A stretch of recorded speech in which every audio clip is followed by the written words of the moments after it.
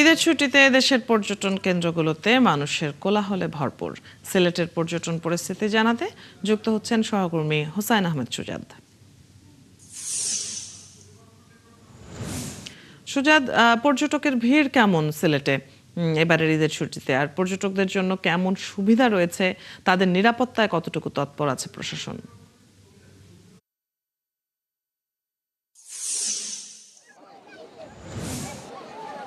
দেখুন অতিথি, সিলেটের সব পর্যটন স্পট কিন্তু এই মুহূর্তে লোকে, এবং এই মুহূর্তে আমি আছি সিলেটের সাদা পাথর পর্যটন স্পটে। সাদা পাথর পর্যটন স্পটের যদি আপনাকে আমি চিত্রটা একটু দেখাই, যে আসলে দেশের বিভিন্ন জায়গা থেকে কয়েক হাজার পর্যটক সেখানে এসেছেন, এবং তারা এসে কিন্তু সেই যে স্বচ্ছ সাদা যে ধবধবে পানি আছে, সেই পানির সাথে তারা মিশিয়ে যাচ্ছেন, এবং সময় যত যাচ্ছে ততই কিন্তু পর্যটকের সংখ্যা বাড়ছে। এবং আমরা যেটা দেখছি যে নিরাপত্তার জন্য আসলে বিজিবি সদস্যদেরকে আমরা এখানে দেখতে পাচ্ছি, যে যেহেতু এটা সীমান্ত এলাকা, সেখান থেকে আসলে তারা বলছেন যে কেউ যাতে বেশি পানিতে না যান, কেননা বেশ কয়েকজনের মৃত্যু ঘটেছে বিভিন্ন সময়ে সিলেটের এই সাদা পাথর পর্যটন স্পটে। এবং সময় যত যাচ্ছে ততই কিন্তু পর্যটকের সংখ্যা বাড়ছে, এবং মেঘালয় পাহাড় থেকে নেমে আসা পানির সাথে পর্যটকরা যখন গা ভাসাচ্ছেন, তখনই তারা আসলে প্রকৃতির একটা সুন্দর রাজ্যে তারা হারিয়ে যাচ্ছেন, এবং পথে আসার যে দীর্ঘ ক্লান্তি সেটাও তারা ভুলে যাচ্ছেন। আমরা একজন পর্যটকের সাথে কথা বলবো।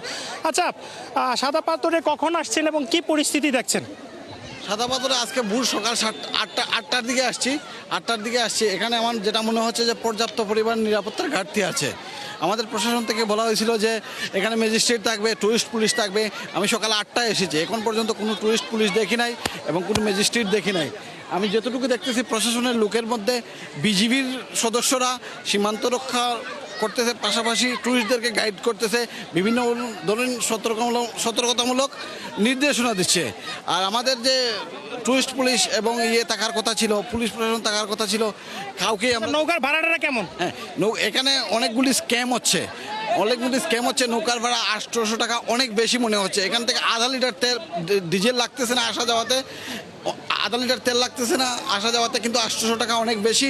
এবং ধন্যবাদ। আপনি শুনছিলেন অদিতি, আমরা পর্যটকের সাথে কথা বলছিলাম, তারা নানা নিয়মের কথা বলছেন, নিরাপত্তার অভাব রয়েছে, পাশাপাশি সুজাদ, আপনার মাধ্যমে আমরা জেনে নিচ্ছিলাম সেখানকার পর্যটন পরিবেশের খবর এবং পর্যটকদের বক্তব্যও জেনে নিচ্ছিলাম। সিলেটের সাদা পাথর থেকে সহকর্মী হোসাইন আহমেদ সুজাদ যুক্ত ছিলেন এতক্ষণ।